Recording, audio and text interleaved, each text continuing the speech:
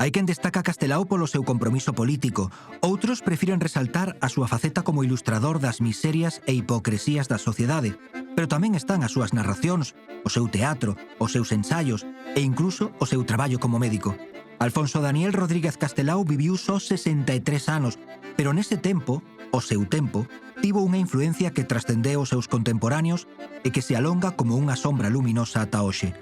Xoan Forneas e Castelao na película Antes de Nós, que estrea mañá a galega. Morris xa o interpretara para un capítulo da serie Un mundo de historias hai máis de 20 anos. Emigrante a Argentina con tan só 9 anos, volveu con 14 ao seu rianxo.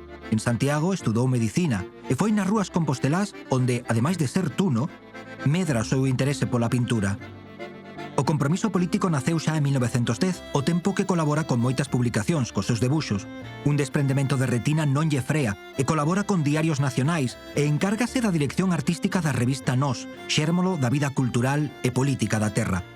Fundador do nacionalismo galego, desterrado a Extremadura, exiliado primeiro a Nova York, ministro do goberno republicano no exilio, impulsor do Consello de Galicia fundado en Montevideo. A mellor condición que tiña para mí era a onda. Morreu en 1950 no sanatorio do Centro Galego de Bos Aires.